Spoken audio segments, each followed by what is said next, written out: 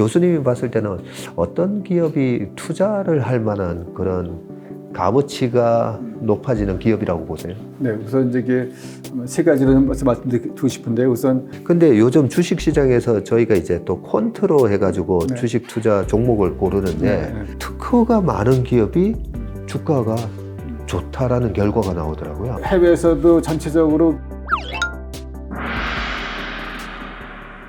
또 교수님이 야 아까 오뚜기도 말씀하셨는데 경영 자문도 많이 하시잖아요. 네네. 예, 이 기업은 참 우리 많은 경영자들이 좀 배웠으면 좋겠다 하는 그런 사례도 있습니까?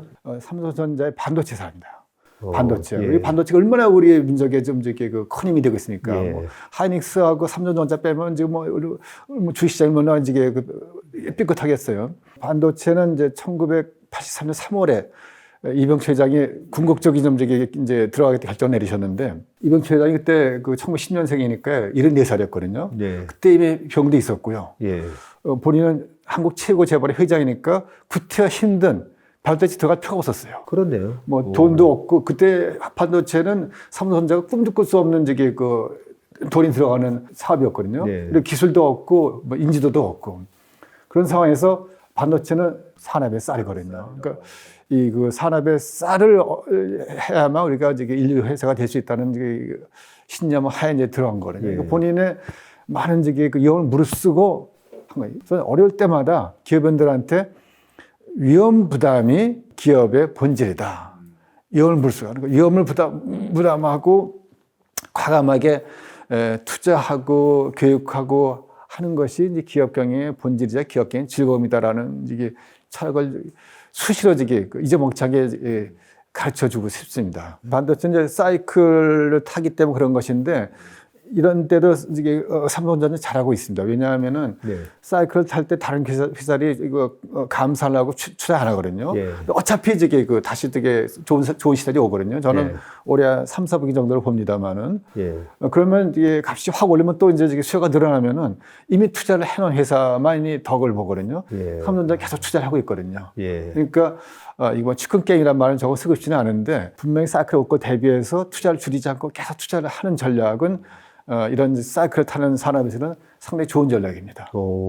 삼성에서는 딱 그렇게 얘기해요. 어려울 때일수록 더 미래를 준비하면서 투자를 한다. 네. 네, 그런 얘기를 해서. 뭐 저는 뭐 저기 박 대표는 뭐 그 주식 전문가 아니지만은 뭐 제가 기업 경영 관점에서 보게 되면은 다음에 삼대 사이클 되면은 훨씬 더 크게 뜰 겁니다. 예. 왜냐하면은 지금 이제 삼성의 주력은 메모리인데요. 특히 이제 AI나 이런 저기 또 생성 AI에서는 예. 더 메모리 수요가 늘어날 수밖에 없거든요. 네. 그쪽에 다 수요가 몰리고 있으니까 훨씬 더 크게 될 것 같거든요. 그렇기 때문에 그걸 대비해서도 지금 삼성이 투자를 하고 있는 것이고요. 예. 그리고 하이닉스는 이제 이게 하이닉스 옛날 현대전자였지 않습니까? 예. 이 하이닉스는 이런 식의 기업이 거덜날 뻔한 위기를 몇 번 겪었거든요. 예. 그래서 하이닉스는 어떤 위기를 견뎌내는 그런 DNA가 있어요. 이런 얘기가 있습니다. 아, 그렇네요. 그러니까 지금 뭐 적자 많이 났지만은 하이닉스도 저기 견뎌낼 것이거든요. 예. 그러니까 하이닉스나 삼성전자에 대한 저기 어떤 신뢰는 버리시지 마시고 네. 조금 갖고 계시면은 또 아마 이번 이게 3, 4분기 때부터는 뜨고 내년 상반기에 훨씬 더 많이 뜰 것입니다. 아유, 감사합니다. 저희 투자자들이 아마 제일 듣고 싶었던 말씀이지 않나라는 생각이 들고요. 그러고 보니까 하이닉스가 2011년도에 SK텔레콤으로 인수가 결정이 됐을 때, 그 전에 뭐, 인피니온이 독일 회사 아닙니까? 지멘스의 그 반도체 그 사업부였죠. 아, 예. 네. 인피니온하고 그다음에 그 전에 뭐 LP다 이런 반도체 옛날에 1990년대에 있었던 그 메모리 만들던 반도체 회사들이 거의 다 망했었거든요. 네네네. 그러면서 이제 딱 새 회사가 살아남게 되는데 하이닉스에는 이 생존에 대한 DNA가 있다. 네. 그리고 저는 이게 이 지배 구조에 대해서 조금 말씀드리게 되면은 삼성전자도 주인이 있고 하이닉스 주인이 있지 않습니까? 네. 근데 삼성전자가 반도체 시작할 때 이게 이제 주로 경쟁사는 이제 주로 일본 회사들인데요. 네. 일본 회사들은 거의 다 전문 개념이었거든요. 아. 반도체는 이게 지금 삼성전자 투자 많이 하고 있다 그랬지만은 주기적으로 큰 투자를 해야 되거든요. 주기적으로 큰 투자를. 예. 근데 일본은 전문 개념이 하면서 주기적으로 이게 그 배팅을 크게 하는 이게 그 배포가 있는 전문 개념이 있을 수가 없거든요. 못하죠, 저거. 그 못했기 때문에 저기 삼성전자가 일본 회사를 이길 수 있었던 원인 중에 하나입니다. 원인 중에 하나예요. 그래서 하이닉스도 마찬가지고요. 그래서 뭐 여러 가지 면에서 이제 전문 개인 체제가 좋은 경우도 있고, 그다음에 오너십 체제가 좋은 경우도 있는데, 제가 말씀드리고 싶은 건 오너십 체제가 다 좋고 다 나쁘고 전문 개인 체제가 다 좋고 다 나쁘고 이렇게 흑별을 갈 수는 없다. 네. 이 말씀을 꼭 드리고 싶습니다. 때로는 정말 반도체처럼 천문학적인 숫자를 뭐 1년에 뭐 10조 이상 되는 네. 돈을 네. 투자를 해야 될 때는 그 투자를 하고 나서 1, 2년 동안에 이제 감가상각에 네. 대한 비용도 있을 수가 있고, 반도체 산업이 회복되기 전에 네. 예, 그런 손실이 있을 수도 있는데, 그때도 과감한 투자 결정을 하는 그런 오너십 네. 예, 가지려면 우리나라 같은 이제 대주주 중심의 그런 네. 경영이 네. 한편으로는 긍정적일 수도 네. 있는 거네요. 뭐 좋은 예가 어떻게 보면 KT, 요새 말씀 나가는 KT죠. 거의 기업 가치 안 올랐거든요. 예. KT 그야말로 주인이 없는 자연적인 회사 중에 하나이죠. 네. KT는 물론 통신 산업이기 때문에 완벽한 자율경제 맡기기도 힘들지만은 어떤 공공재 성격이 있으니까요. 그렇지만 어떻게 지배 구조가 취약한 것이 이 기업 가치가 오르지 않은 큰 원인 중에 하나인 건 틀림없습니다. 그러고 보니까 말씀하신 대로 이제 장점도 있고 네. 단점도 있고, 네네네. 경영학에서는 그 전문 경영인이 정말 열심히 회사의 가치를 위해서 열심히 하면 괜찮은데, 그 대리인 코스트라고 네네. 에이전 코스트라고 네네네. 해가지고 네.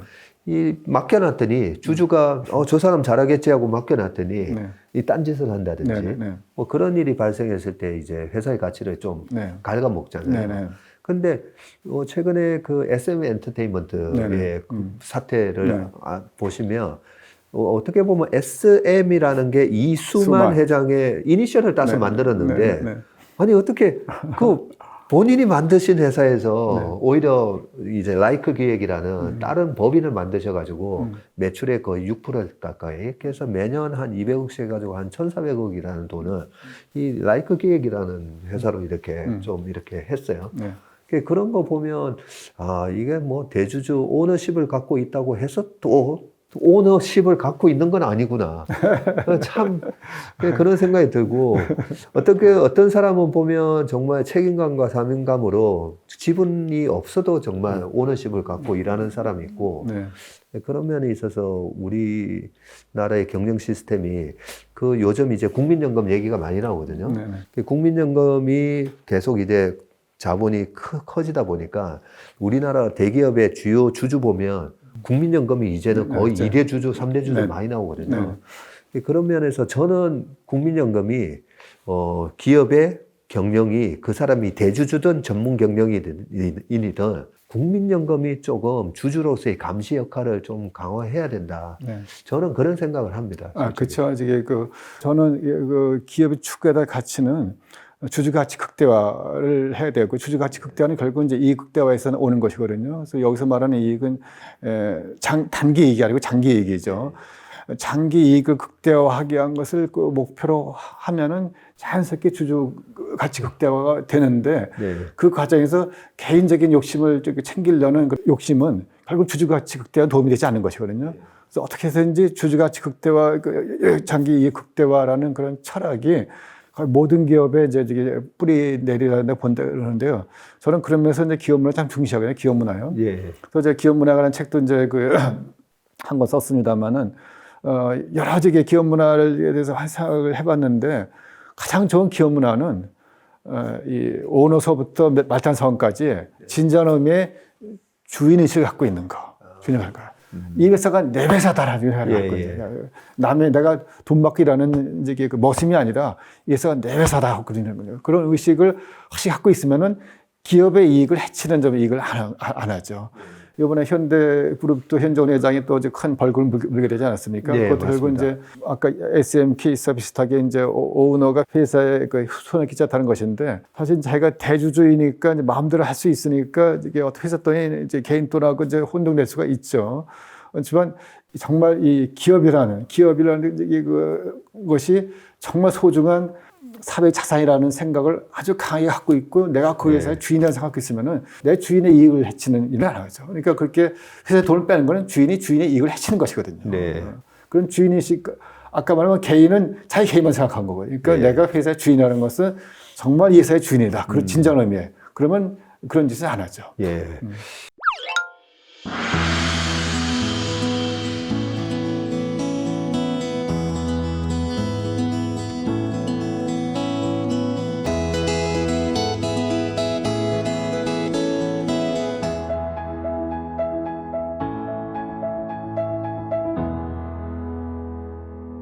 그래서 교수님하고 예전에 한 10년 전에 만나 뵀을 때, 자녀 교육이랑 뭐 이런 걸 제가 한번 여쭤본 적이 있어요. 그러다가 교수님이 가장 한국적인 것이 가장 세계적인 것이라는 말씀하셔가지고 제가 좀 깜짝 놀랐었거든요. 왜냐면 우리가 계속 저희는 이제 주식 투자를 하다 보니까 이제 도요타 말씀하셨잖아요. 일본의 니케이 225가 1989년인가 뭐 38,000을 기록하고 난 이후로 계속 지금 그 고점을 못 뚫고 이러고 있지 않습니까? 그런데 그동안에 30년 동안에 도요타는 시가총액이 4배 이상 이렇게 늘었더라고요. 역시 글로벌라이제이션이 답이구나. 그래서 계속 저는 세계로 뻗어나가야 된다. 근데 세계로 뻗어나가는데 여기서 우리가 서양 거를 흉내를 냈더니 예전에 이 엔터테인먼트도 세계로 뻗어나가는 거에 우리나라에 JYP라는 기업이 있거든요. 박진영의 이니셜을 따서 JYP예요. 저는 박진영 씨가 참 큰 역할을 했다고 생각하는 게 비를 데리고 뉴욕 가서 계속 이렇게 우리 가수 한번 봐봐 해가지고 했더니 그때 반응이 뭐였냐면 제 마이클 잭슨 따라하는 거냐 뭐 이런 반응이었어요. 근데 지금은 방탄소년단은 아시죠? BTS. BTS는 완전히 다르잖아요. 마치 옛날에 영국에 있었던 비틀즈의 탄생인가? 그런 걸 만들어낼 수 있다는 것 자체가. 근데 방탄소년단의 그 노래를 들고 보면 우리나라 그 고유의 악기 소리도 막 나오고요. 그런 부분을 보면 우리 기업이 소위 말하는 이 가치, 제품의 가치를 끌어올리는 거에 있어서 한국적인 게 정말 교수님 생각하시기에도 그 세계로 가는 하나의 무기가 될 수 있습니다. 물론 있죠. 우선 기업을 하신 분들한테 먼저 이 말씀 드리고 싶은데요. 저희 인구가 5천만 조금 넘습니다. 세계 인구가 80억이거든요. 그러니까 국내 시장을 겨냥한다는 거는 우리가 인구가 전 세계 0.6%니까 99.4%를 포기하는 것이거든요. 그러니까 일단 우리나라 시장이면 하지 말고 처음부터 세계 시장을 겨냥하라. 하고 세계 시장을 겨냥할 때 가장 큰 무기는 다른 나라 사람이 흉내낼 수 있는 우리만의 강점이 가장 힘이 될 수 있다. 그러니까 한국적인 것을 가지고 세계 시장에서 활개를 피고 경영을 하라는 것이 지금 이제 저희 기본 철학인데요. 가장 한국적인 것이 가장 세계적인 게 될 수 있습니다. 가장 차별화되는 것인 거예요. 세계와의 핵심은 차별화거든요. 그러니까 차별화된 가치가 전 세계 지표할 수 있는 것이거든요. 지금 제가 그런 얘기를 하면서 많이 예를 드는 얘가 독일 회사들인데요. 전 세계에 이제 그런 초일류 중소기업이 2,734개가 있는데 독일에만 1,307개가 있거든요. 48%예요. 그러니까 독일이라는 나라 하나에만 전 세계 초일 중소기업이 50%가 있다는 소리가 있다는 건 특이한 것이거든요. 근데 그 회사들의 특징이 뭐냐? 그 나라에서 잘할 수 있었던 핵심 역량을 전 세계에 퍼뜨린 것이거든요. 전 세계에 퍼뜨린 거거든요. 최근에 우리나라 이 코스닥 시장이 되게 뜨거웠거든요. 중소기업단에 있었던 2차전지 그런 배터리 만드는 회사가 저희가 한 7년 전에 2016년에 투자할 때는 시가총액이 1,000억, 2,000억이었거든요. 근데 최근에 코스닥 시총의 1, 2, 3등, 10등 안에 보면 배터리 회사. 배터리 회사들이 막 차지하면서 시가총액이 10조, 20조가 됐어요.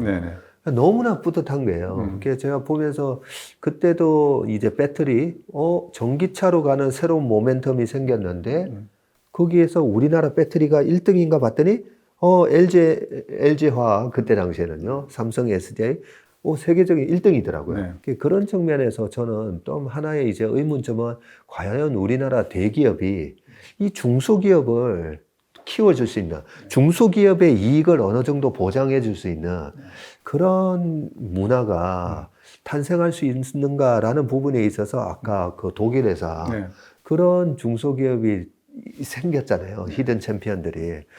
그런 측면에서 우리나라도 그런 어떤 변화의 조짐이 교수님이 보실 때는 어떻게 우리나라 중소기업이 독일처럼 그렇게 될 수 있는 모멘텀이 생겼습니까?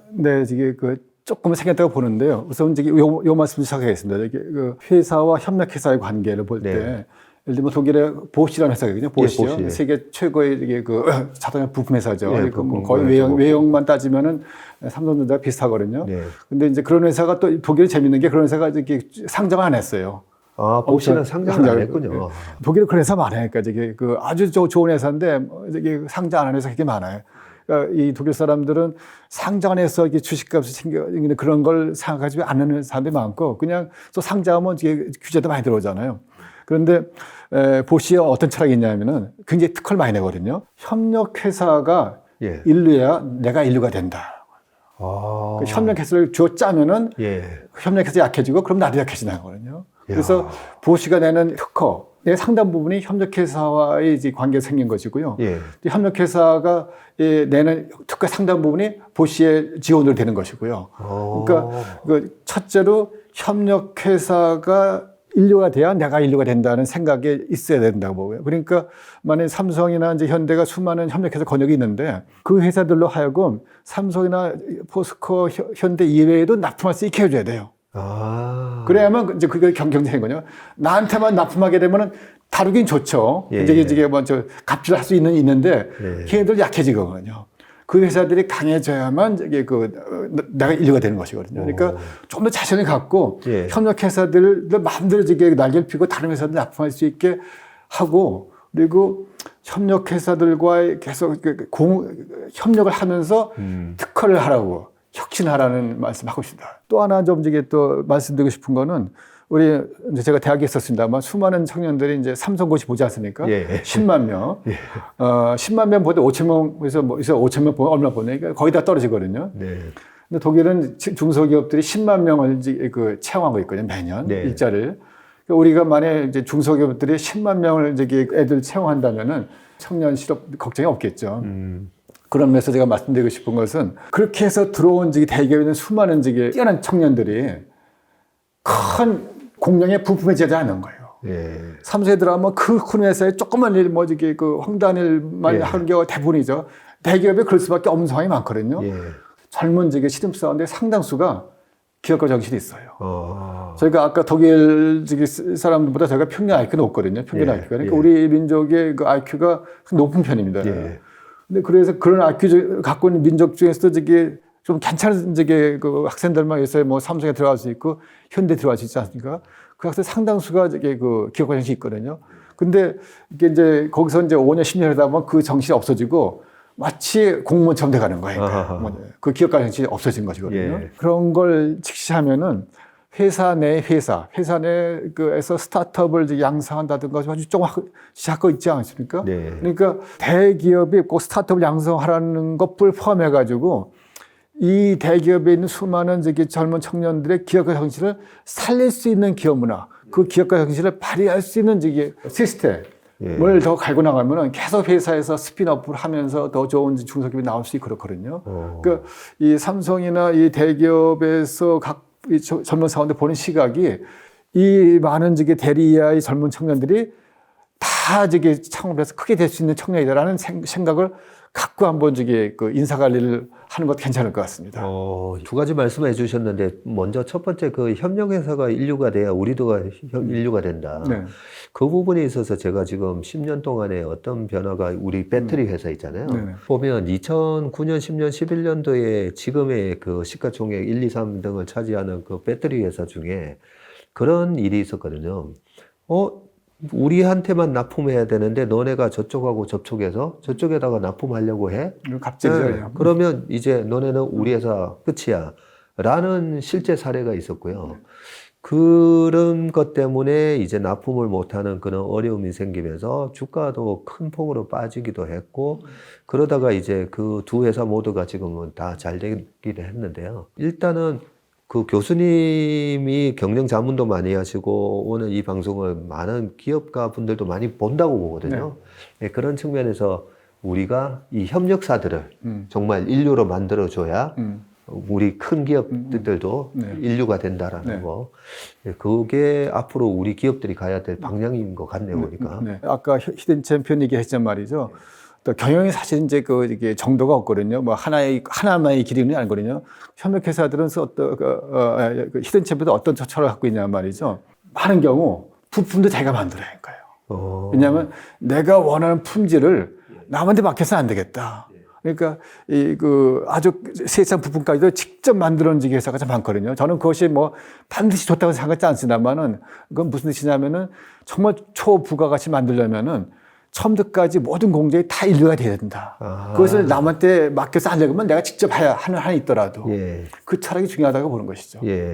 그러면 제가 이제 마지막으로 이제 질문을 하나 또 드리고 싶은 게 독일이 제조 강국이었잖아요. 네네네. 지금도 제조 강국이고 그리고 뭐 유럽에 소위 말해서 유럽을 지배하고 있는 맹주하지 않습니까? 네네. 영국이 이제 EU에서 떨어져 나갔고 네네. 실질적으로 유럽을 지배하는 게 이제 독일하고 프랑스, 뭐 이태리 가 요즘 힘을 발휘하는지 모르겠지만 독일을 빼고는 볼 수가 없는데 우리가 앞으로 나아가야 될 방향이 어떤 독일적인 그런 그림이라면 우리 지금 기업들을 보셨을 때 한국에서는 이런 기업들이 독일의 성공 사례를 봤을 때 정말 히든 챔피언이 될 수 있는, 뭐 중소기업이든 상관없습니다. 교수님이 봤을 때는 어떤 기업이 투자를 할 만한 그런 값어치가 높아지는 기업이라고 보세요? 네, 우선 이제 세 가지를 말씀드리고 싶은데 우선 거시경제 면에서요. 우리나라가 이제 가야 할 길은 튼튼한 제조업을 바탕으로 고부가가치 서비스 산업이 진영을 갖추고 있는 것. 그러면 2008년도 우리가 금융위기 왔을 때 우리나라 비교적 빨리 그 위기를 극복한 나라였거든요. 거의 몇 가지 원인이 있지만 가장 큰 원인이 그 막간 제조업을 바탕으로 특히 중국에서 많아지게 사가면서 제조업이 큰 힘이 됐습니다. 뭐 당시에 이게 그때 스마트폰, 핸드폰이죠. 핸드폰, 그다음에 자동차, 철강, 반도체 이런 것이 좀 되게 큰 힘이 되는데 수출이라는 것은 나라가 하는 게 아니라 기업이 하거든요. 그러네요. 수출을 한다는 것은 다른 나라에서 우리 물건 사주기 때문에 우리 회사가 경쟁이 있다는 소리거든요. 제조업을 국내에서 하면은 일자리가 만들어지고 수출해서 이게 외화를 벌어야 된다는 그 아주 이제 좋은 구조란 말이에요. 그러니까 튼튼한 제조업이 경제 근간이 돼야 되고요. 근간이 돼야 되고 그다음에 이제 큰 부가가치 생산하는 금융업이 여기저기 산재하고 있는 것들. 그것이 이제 보완해주는 구조가 우리가 가야 될 구조라고 본 것이고요. 또 이게 우리가 재벌 기업 덕을 많이 봤는데, 그런데 앞으로 10년 동안에 현대나 삼성이나 같은 회사가 나오기는 불가능해 보거든요. 그렇지만 히든 챔피언 나올 가능성은 굉장히 많습니다. 그러니까 5조, 10조 정도 되는 중견 초일 중소기업이 나올 가능성이 굉장히 크거든요. 그 회사들을 열심히 키워주는 게 이제 정책 담당자라든가 우리 기업인들이 해야 될 일인데요. 어떤 기업이 좋느냐? R&D 투자를 얼마큼 많이 하는가. R&D 투자. 그 다음에 CEO를 비롯한 그 경영진들이 얼마큼 주인의식이 있는가. 또 얼마큼 종업원들이 충성심이 있는가. 그 다음에 얼마큼 전 세계적으로 기회를 풀겠다는 야망이 있는가. 야망이요. 모든 일은 머리에서, 생각에서 나오거든요. 생각에 따라 세상이 달라 보이는 것이거든요. 처음부터 우리 전 세계 인구 0.6%밖에 안 되는 대한민국 시장을 보지 말고 99.4%의 시장을 노리고 세계화를 노리면서 전 세계에 팔 수 있는 고부가가치 생산하기 위해서 끊임없이 R&D 투자하고 종업원들을 그런 기업문화를 갖고 가는 회사는 서울 반도체 같은 회사가 상당히 금방 상나는데요. 이 뭐냐면은 이 특허에 전에 강해요. 조금만 하면 특허를 하는데 딴 데서 특허를 갖고 어떤 소송을 걸으면은 끝까지 물어가지고 결국 이기고 말아요. 그러니까 이 특허로 많이 방어가 되고 있죠. 그래서 웬만한 회사는 그 회사에 특허 갖고 감히 소송을 못 걸어요. 걸었다면 혼쭐이 아닐까요? 안 그래도 서울 반도체 말씀하셨을 때 제가 제일 먼저 떠올랐던 게 사실 특허거든요. 그 LED로 해서 2009년, 10년 요때 당시 이제 녹색 성장 얘기가 오바마 정부에서 나오고요. 그러면서 내세웠던 게 이제 LED도 있고 전기차도 있고 그랬었는데 거기서 서울 반도체가 주식 시장에서 크게 부닥하게 돼서 제가 탐방을 한 2번 가봤었거든요. 그랬군요. 갔더니 IR 담당자가 딱 자신 있게 얘기하는 게 우리가 특허가 몇 개인 줄 아세요? 하면서 벌써 뭐 100개가 넘고 네. 그 얘기를 하더라고요. 네네. 근데 요즘 주식 시장에서 저희가 이제 또 퀀트로 해가지고 네. 주식 투자 종목을 고르는데 네. 특허가 많은 기업이 주가가 좋다라는 결과가 나오더라고요. 네, 그 이제 대체로 아까 제가 R&D 비중이 높은 적이 그게 R&D랑 또 연결이 연결이 되죠. 되네요. 그러니까 해외에서도 전체적으로 바이오 회사라든가 제약 회사들이 이제 그 R&D 비중이 높고 예. 수익률이 높거든요. 예. 우리나라도 자꾸 바이오 산업도 저는 상당히 유망 산업 보고요. 네. 유망 산업 그리고 이미 지금 삼성도 바이오에 많이 투자를 하고 있고 예. SK도 투자하고 있는데 거기도 R&D 비중이 많이 들어가거든요. 예. 그래서 그런 지금 회사 주목할 필요가 있고요. 또 하렉스라는 회사가 생각나는데 하렉스라고 들어보셨나요? 아니요. 하렉스 인포텍이라고 이제 앞으로 그 AI의 바탕을 둔 결제 시스템. 그러니까 네. 모든 사람이 이제 그 AI를 갖고 자기 취향에 맞는 니드를 AI에서 제공받고 결제하면 그 정보가 더 쌓이는 하렉스라는 회사도 상당히 그런 면에서는 굉장히 주목을 해야 될 것입니다. 바이오를 방금 말씀하셔가지고 바이오, 네네. 갑자기 그러고 보니까 독일도 네. 바이오 강국이잖아요. 재밌는 게 독일은 또 많이 변하고 있는 게요. 바이엘이라는 회사가 있는데 예. 요즘에는 그 마케팅 이제 처음에 제 책 갖고 보셨다 그러는데 마케팅 꼭 나오는 게 그 제품 수명 주기죠. 예. 제품 수명 주기가 이제 도입기서부터 이제 혜택까지 있다고 얘기를 하는데 프로덕트 라이프 사이클이 진리가 아니다. 라는 것을 얘기할 때 제일 먼저 내가 낸 사례가 바이엘의 그 아스피린이거든요. 아스피린이. 아스피린 140년 됐는데요. 140년이요?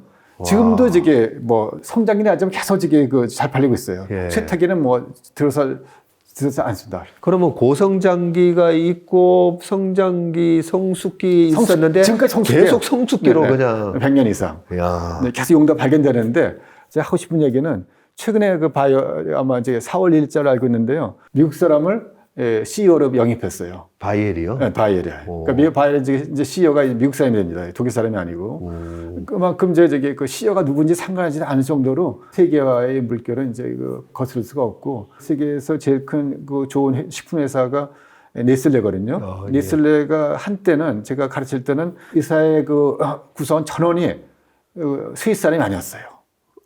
그래요? 외국인 전체 그 의사의 구성원에 외국인인 적도 있었습니다. 야. 그만큼 아주 저게 아주 저게 세계화된 회사였죠. 아마 지금 외형이 100조가 넘을 거예요. 교수님하고는 얘기를 하면 거의 한 10시간 얘기할 수 있을 네. 것 같은데요. 10시간에 열흘 했습니다. 열흘이요. 열흘 내내 할 수 있을 것 같은데 오늘은 이제 저녁 식사 시간이 돼가지고 오늘은 여기까지 말씀을 나누도록 하겠습니다. 귀한 시간 내주셔서 너무 감사합니다, 교수님. 네, 고맙습니다. 예, 반갑습니다. 고맙습니다. 네, 오늘 박사이과 식사합시다는 우리 경영학의 거장이신 우리 유피라 교수님하고 말씀을 나눠봤습니다. 우리 사회가 정말 강해지고 우리나라가 금융강국이 되고 또 제조강국이 되는 그런 밑거름이 되는 말씀을 많이 해주셨는데요. 도움이 되셨으면 합니다. 네, 오늘 식사합시다 여기서 마치도록 하겠습니다. 고맙습니다. 끝없는 위기 속 기회는 언제나 숨어 있습니다. 성공한 투자 고수들과 나눈 투자의 철학. 다가올 기회를 잡아내는 부의 만찬으로 여러분을 초대합니다. 푸짐하게 한 상 차려놓았습니다.